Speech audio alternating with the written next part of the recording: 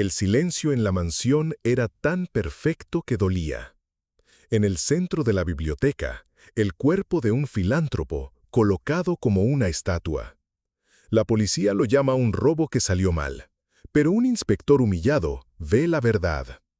Esto no fue un crimen de codicia, fue una ejecución. Y el verdadero asesino está a punto de cometer su segundo error: subestimarlo.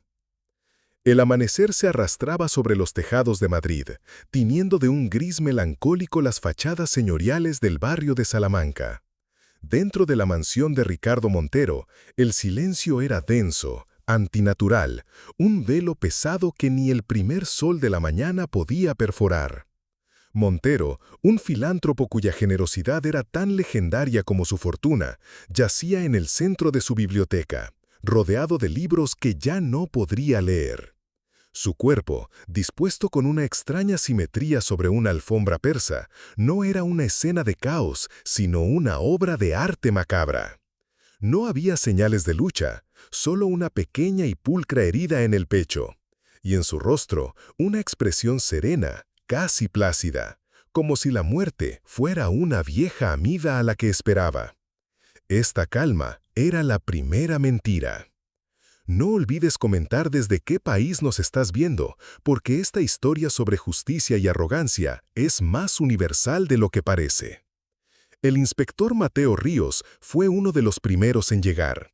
A diferencia de sus colegas, cuyas botas resonaban con autoridad sobre el mármol pulido, los pasos de Mateo eran silenciosos, casi reverentes. Llevaba la humildad de su barrio obrero como una segunda piel, una cualidad que sus superiores a menudo confundían con debilidad. El comisario Armando Covarrubias, un hombre esculpido en arrogancia y conexiones políticas, ya estaba allí, dirigiendo la escena como si fuera el director de una orquesta. Sus ojos, fríos y analíticos, escanearon a Mateo de arriba a abajo con una ceja ligeramente arqueada. Ríos, dijo, su voz con un filo de desdén. Ocúpese del perímetro. Hable con el servicio. No toque nada importante. La orden fue una humillación disfrazado de procedimiento. Covarrubias creía en las evidencias contundentes, en los sospechosos obvios, en las soluciones rápidas que generaban buenos titulares. Mateo, en cambio, creía en los susurros, en las verdades que se escondían en los silencios entre las palabras. Sentía que aquella habitación, con su orden impecable y su víctima tranquila, gritaba una historia que nadie, y menos Covarrubias, estaba dispuesto a escuchar. El comisario ya tenía una teoría.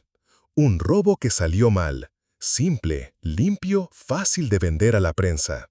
Pero mientras Mateo observaba la escena, un nudo se le formó en la garganta. No fue un robo. La máscara de mármol en el rostro de Montero no era de paz, era la firma de un asesino que no temía ser descubierto.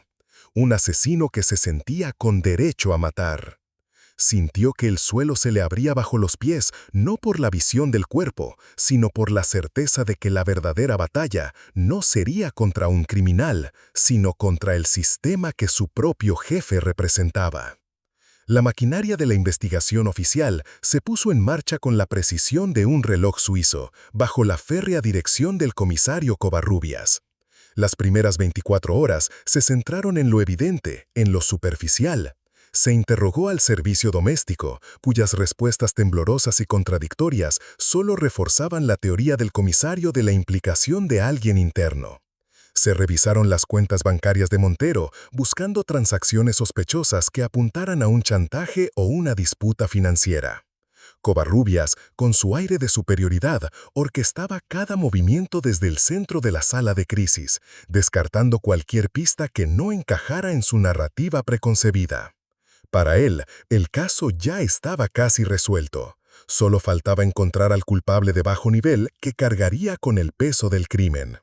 No busquen complejidad, Ríos, le espetó a Mateo en una de las reuniones, su voz resonando en la sala. La gente humilde mata por mucho menos. Las palabras rebotaron como latigazos entre la multitud de oficiales. Mateo, relegado a la tediosa tarea de catalogar las pertenencias de la víctima y revisar horas de grabaciones de seguridad de calles aledañas, sintió que la sangre le hervía en silencio. Cada objeto que tocaba en la biblioteca de Montero parecía susurrarle una historia diferente. Un libro de Séneca sobre la brevedad de la vida, abierto en una página marcada. Una fotografía de una joven mujer oculta en un cajón bajo llave con una dedicatoria que hablaba de un secreto compartido. Eran piezas de un rompecabezas emocional que Covarrubias, con su visión de túnel, era incapaz de ver. Mientras el equipo principal perseguía a un jardinero despedido y a una antigua empleada con deudas, Mateo comenzó a trazar un mapa alternativo de la vida de Ricardo Montero. Un mapa hecho de susurros, de relaciones ocultas y de una filantropía que a ojos de Mateo parecía más una penitencia que un acto de generosidad. Se entrevistó discretamente con Elena Soto, la joven asistente personal de Montero, una mujer inteligente y nerviosa, cuyos ojos guardaban una tristeza vieja.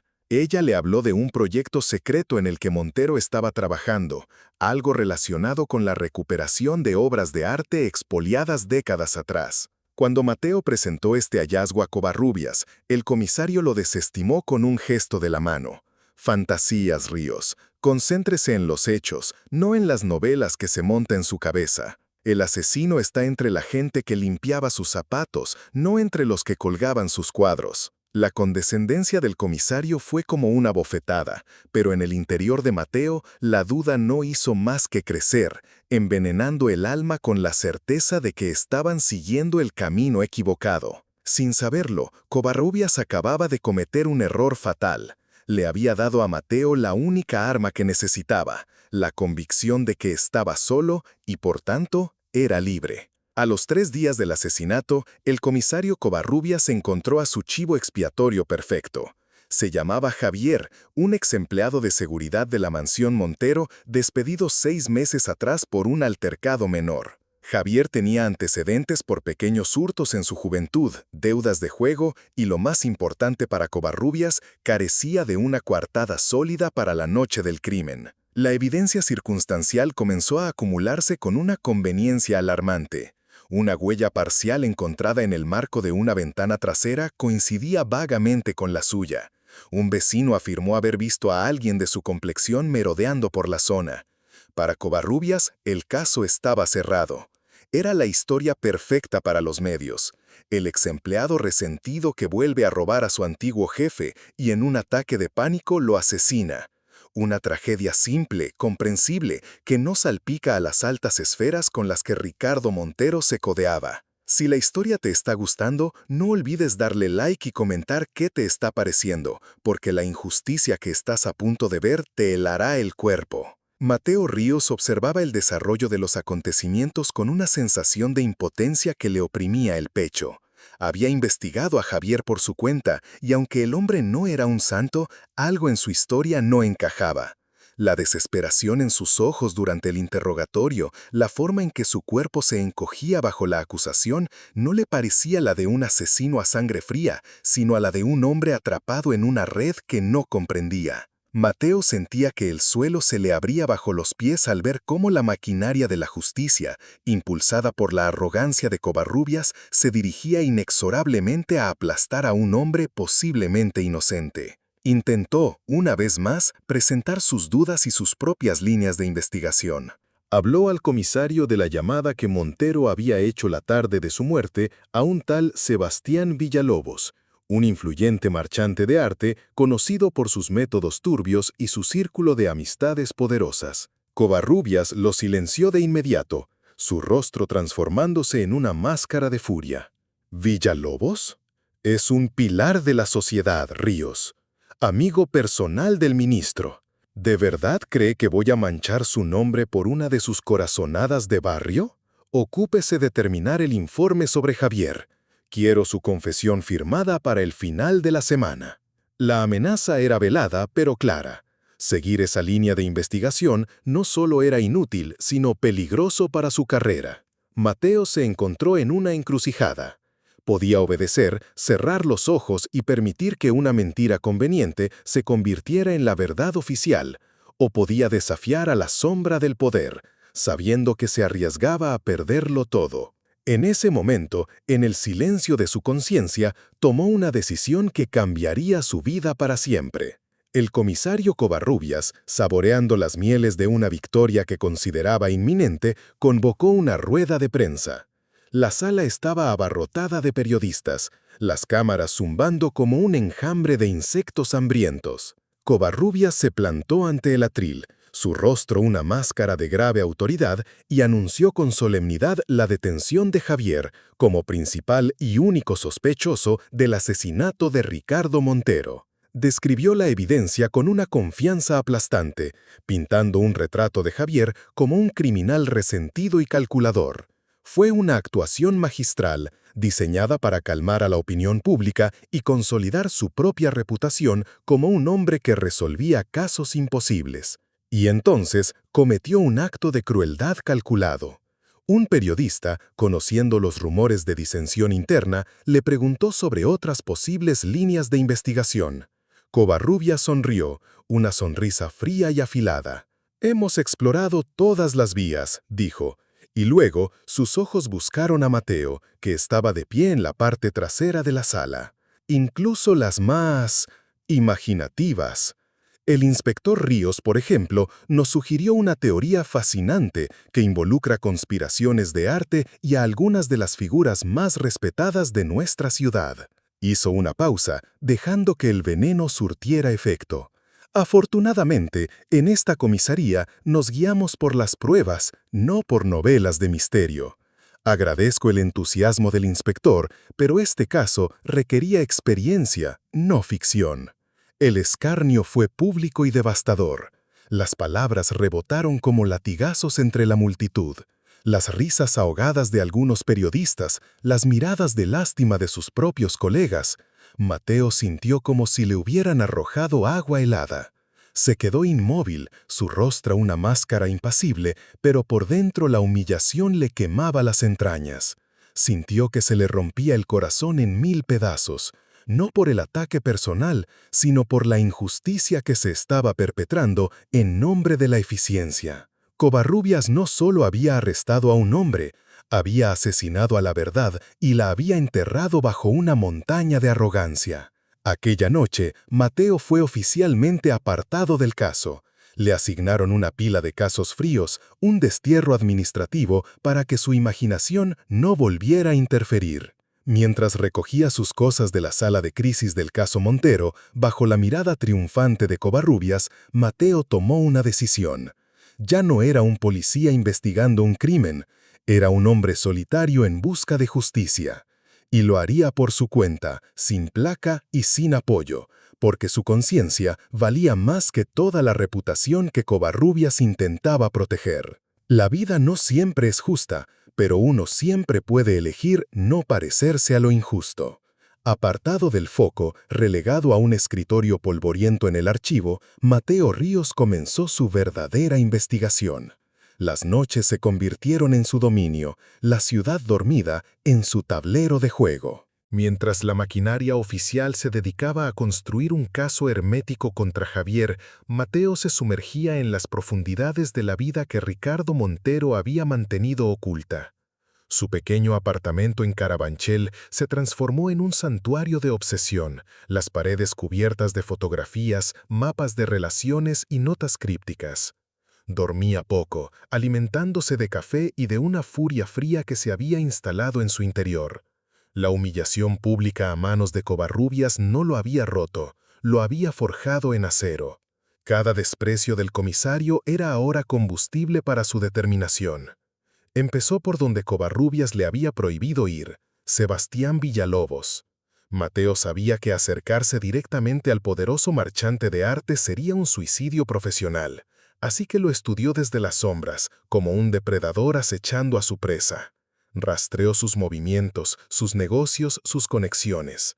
Descubrió un patrón de adquisiciones de arte de procedencia dudosa, piezas que aparecían en colecciones privadas después de haber sido reportadas como perdidas o robadas.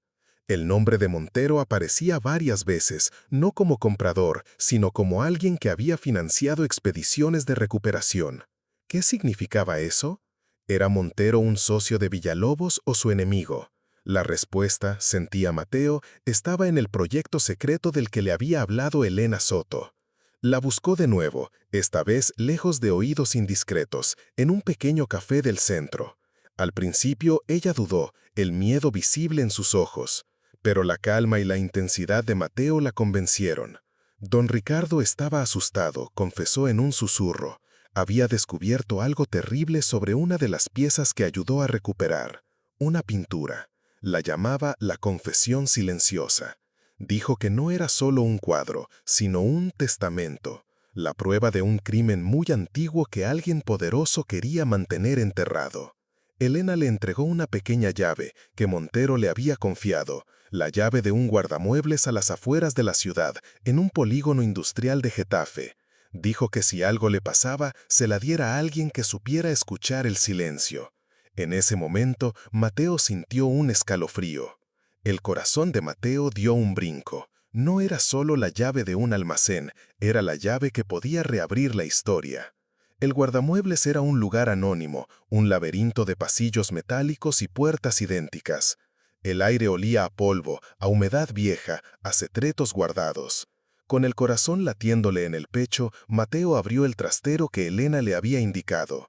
Dentro, cubierto por una lona, había un único objeto. Un cuadro. Era un retrato del siglo XVII, de una belleza sombría e inquietante. Representaba a un noble con una mirada atormentada y a su lado, apenas visible en la penumbra del fondo, la figura de una mujer con una expresión de profundo dolor. No era una obra maestra famosa, pero la técnica era impecable. Mateo, sin embargo, no buscaba valor artístico. Recordó las palabras de Elena. No es solo un cuadro, es un testamento. Con manos cuidadosas, examinó el reverso del lienzo. Allí, oculto bajo una capa de polvo y tiempo, encontró lo que buscaba. No era una firma, sino una serie de pequeñas anotaciones, casi invisibles, hechas en una tinta que solo se revelaba bajo un cierto ángulo de luz. Eran fechas, iniciales y una breve frase en latín. Veritas filia temporis. La verdad es hija del tiempo. Mateo pasó la noche entera en su apartamento investigando la historia de esa pintura. Descubrió que la confesión silenciosa había pertenecido a una familia judía de banqueros en la Alemania de los años 30. La obra fue confiscada por los nazis y su rastro se perdió durante la guerra, hasta que Sebastián Villalobos la recuperó milagrosamente y la vendió a un consorcio del que Ricardo Montero formaba parte. Pero las anotaciones en el reverso contaban una historia mucho más oscura. Las iniciales no correspondían a la familia original, sino a otra, una familia española de la alta burguesía cuyo patriarca había colaborado con el régimen nazi, amasando una fortuna con el expolio de obras de arte. La verdad le golpeó a Mateo como un puñetazo en el estómago. Montero no había descubierto un simple fraude. Había descubierto que el origen de una de las fortunas más antiguas y respetadas de España, la de la familia de Sebastián Villalobos, estaba manchado de sangre y traición. Villalobos no era solo un marchante de arte sin escrúpulos, era el guardián de un secreto familiar atroz. Y Ricardo Montero, en su intento de expiar sus propios pecados o los de su clase, había amenazado con revelarlo. De repente, el asesinato ya no era un simple crimen, era el último acto desesperado para silenciar el pasado. El motivo no era el dinero, era la historia. Y la historia, como acababa de descubrir, a veces grita a través del lienzo. Con la revelación del cuadro, Mateo Río supo que caminaba sobre un terreno minado. Sebastián Villalobos no era un simple asesino. Era el rostro de un linaje que había construido su imperio sobre los huesos de la historia. Atacarlo directamente sería como declararle la guerra a una hidra de 1000 cabezas. Cada cabeza era un abogado, un político, un juez que le debía favores. Mateo sintió el peso de años enteros de mentiras cayéndole de golpe. Necesitaba más que una teoría. Necesitaba una prueba irrefutable que conectara a Villalobos directamente con la muerte de Montero. El cuadro era el motivo, pero no el arma del crimen. La presión sobre él se intensificó. Sintió que lo vigilaban. Una llamada anónima en mitad de la noche con solo el sonido de una respiración al otro lado. Un coche negro que parecía seguirlo en sus desplazamientos nocturnos. Era la danza de las hienas, los protectores de Villalobos que empezaban a cerrar el círculo a su alrededor. Mientras tanto, en la comisaría, el caso contra Javier se desmoronaba lentamente, aunque Covarrubias se negaba a admitirlo. La huella parcial resultó no ser concluyente. La coartada de Javier, aunque débil, empezó a ganar credibilidad cuando un nuevo testigo apareció. Covarrubias, sintiendo que su caso perfecto se le escapaba de las manos, redobló la presión sobre su equipo, su frustración convirtiéndose en una tiranía. Su obsesión por no admitir su error lo estaba cegando aún más. Esta situación, paradójicamente, le dio a Mateo una pequeña ventana. Algunos de los detectives más jóvenes, los que también habían sido humillados o ninguneados por el comisario, empezaron a filtrar la información.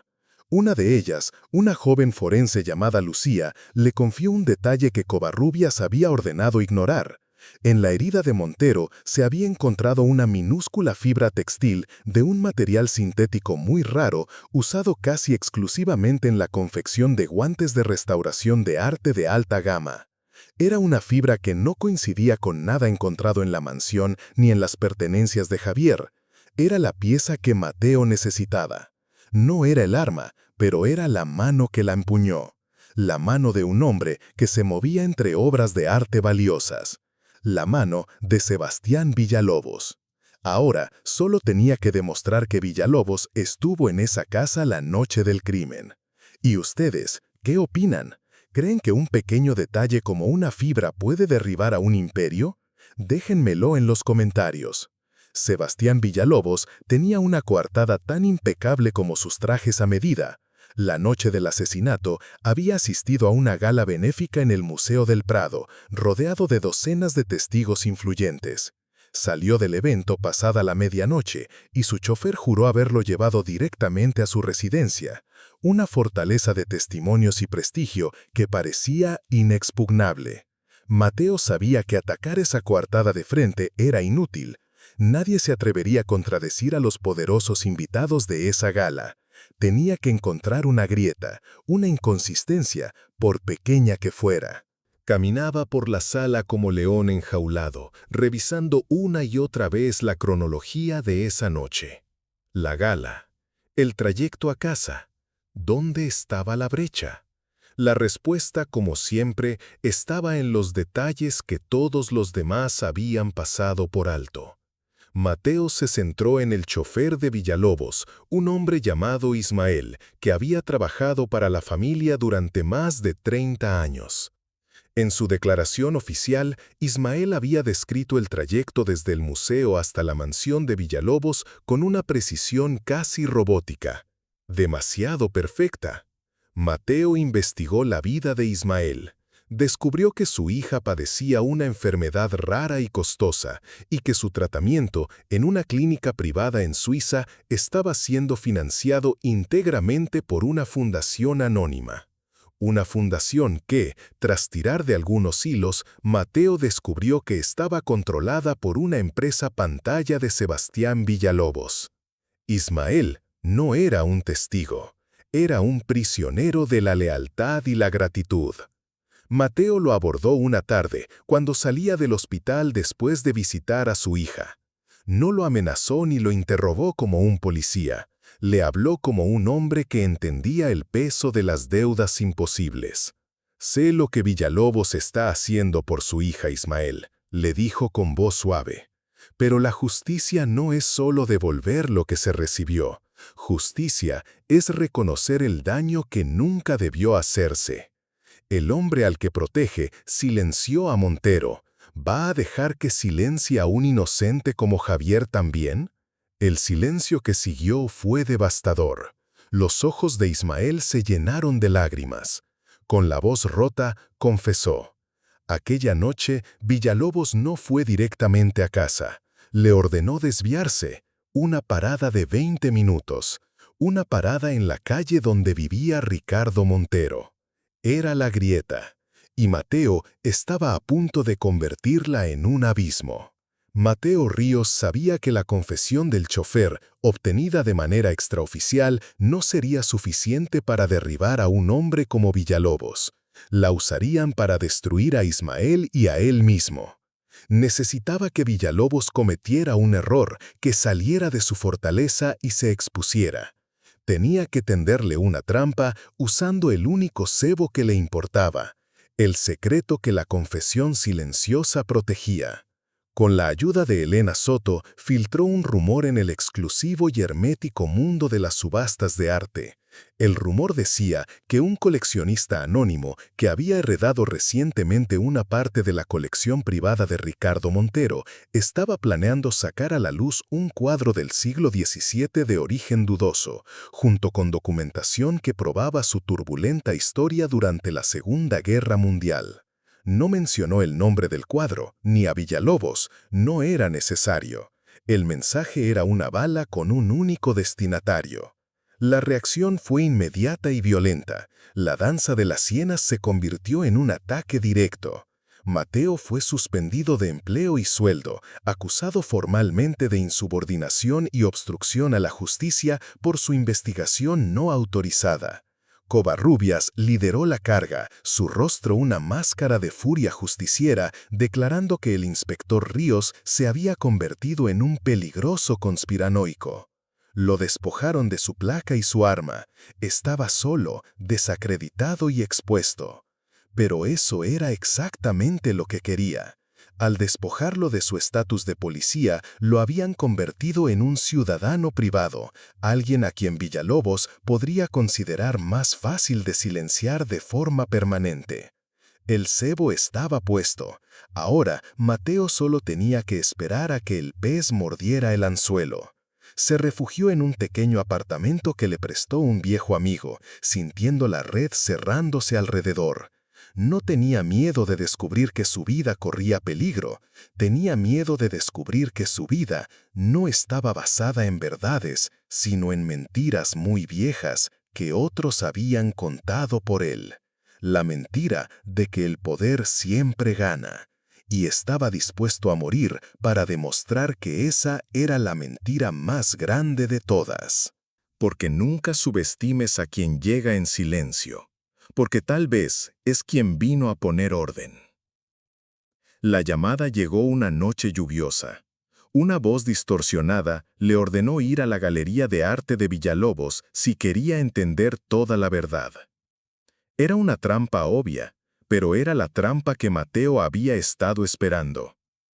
Antes de ir, hizo una última llamada a Lucía, la forense. Le dio instrucciones precisas.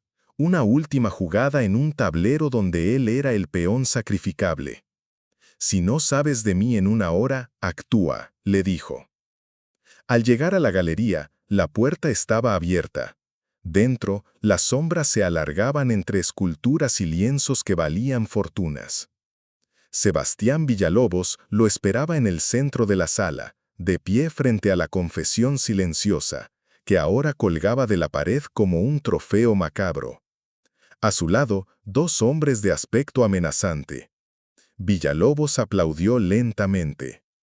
«Inspector Ríos, o debería decir, señor Ríos, admiro su tenacidad.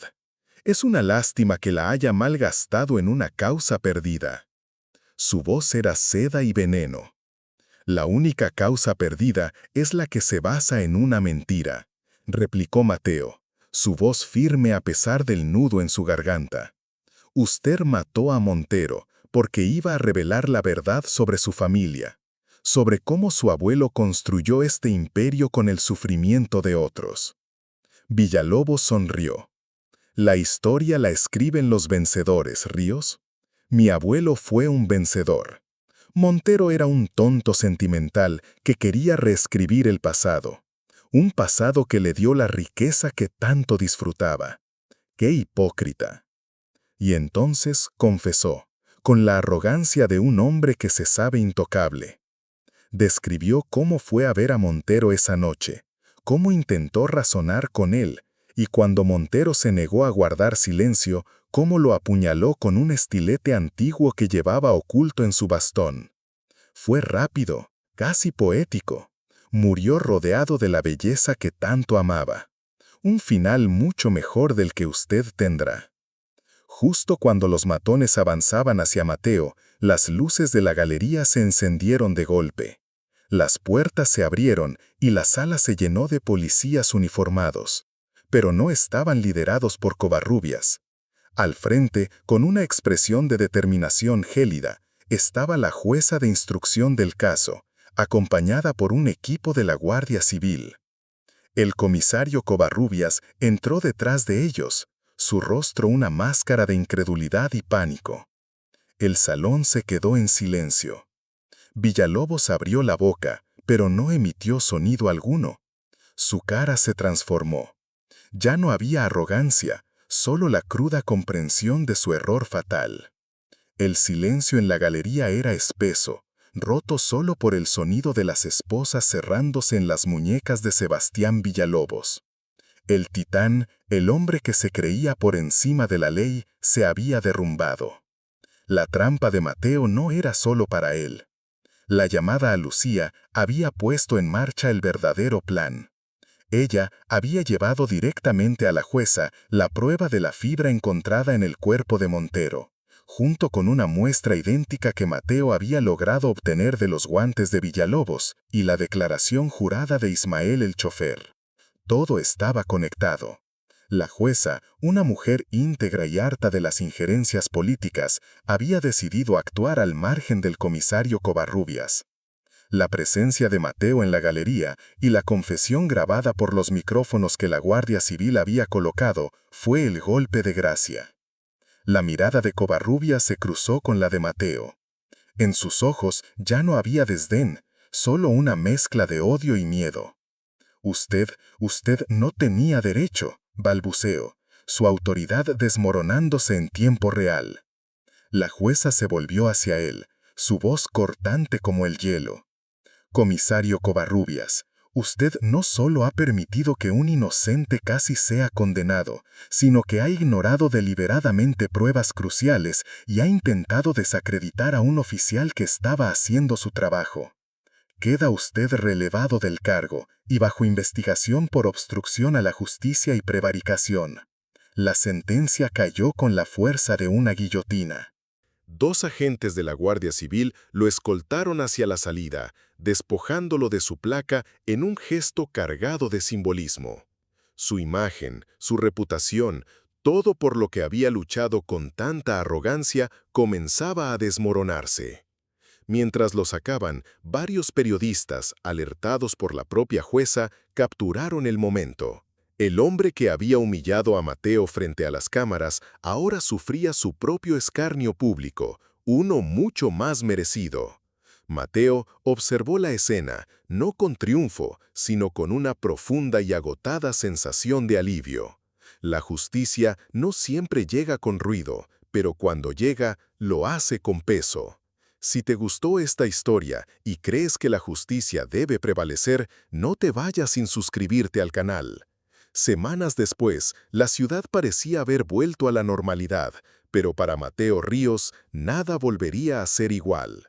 Javier fue exonerado de todos los cargos y una investigación interna sacudió los cimientos de la comisaría, purgando la corrupción que Covarrubias había protegido. A Mateo le ofrecieron su puesto de vuelta, con una promoción y una medalla.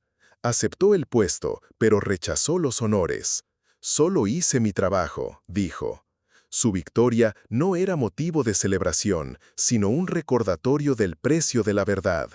Volvió a su escritorio, ahora con el respeto de sus colegas, pero se sentía tan ajeno como siempre al mundo de las políticas y los egos.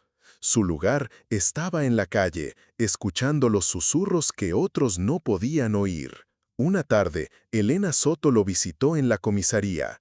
Le trajo un pequeño paquete.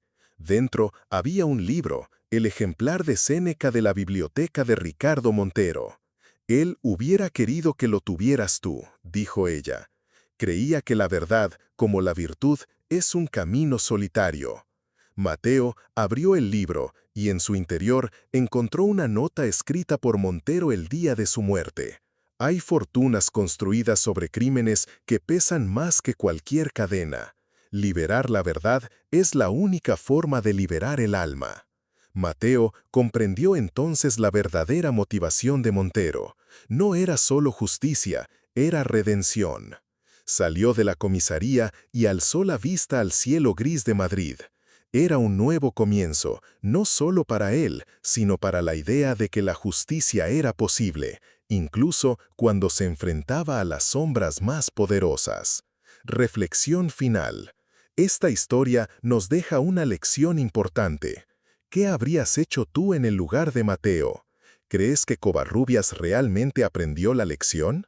Déjamelo en los comentarios, porque si algo quedó claro en este caso es que nunca sabes quién está detrás de la máscara.